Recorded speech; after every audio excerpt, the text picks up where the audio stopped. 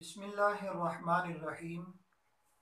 رسول اکرم صلی اللہ علیہ وسلم کا ارشاد گرامی، طلب و کسب الحلال فریدۃ بعد الفریدہ، حلال ذرائع سے روزی کمانا فرائض کے بعد ایک فرض ہے۔ آج ہر انسان آگے نکلنے کی دوڑ میں ہے۔ میرا بینک بیلنس زیادہ ہونا چاہیے، میرے انکم سورسز زیادہ ہونے چاہیے، دولت کی ریل پھیل ہونی چاہیے، گوشہ تنہائی میں جا کے سوچنا چاہیے، میرے جسم پہ موجود لباس یہ مال حلال کا ہے یا حرام کا ہے، میرے ارد گرد میرے دائیں بائیں جو دولت کی چمک اور ریل پھیل ہے، اس میں کہیں حرام کی آمیزش تو نہیں ہے۔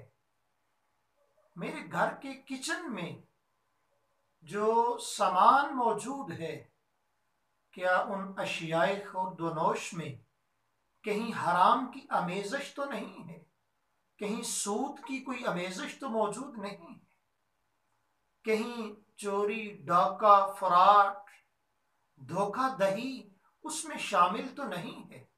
سو آئیے قدرت کا ایک خوبصورت انداز سمجھیے، پھر دیکھیے کہ احکم الحاکمین مسبب الاسباب نے تو سارے اسباب ہمیں عطا فرمائے ہیں، ساری چیزیں سمجھ بوجھ کے لیے ہمیں عطا فرمائی ہیں، بس حلال اور حرام کا فیصلہ ہم نے کرنا ہے۔ ایک لقمہ پیٹ تک پہنچانے کا قدرت نے کتنا خوبصورت انتظام کیا ہے۔ گرم ہے تو ہاتھ بتا دیتا ہے، سخت ہے تو دانت بتا دیتے ہیں، کڑوا یا ترش ہے تو زبان بتا دیتی ہے، اور اگر باسی ہے تو ناک بتا دیتی ہے۔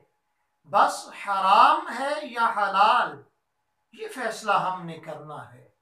اللہ رب العزت ہمیں حلال اور حرام کے درمیان فیصلہ کرنے کی توفیق، شعور اور سمجھ بوجھ عطا فرمائے۔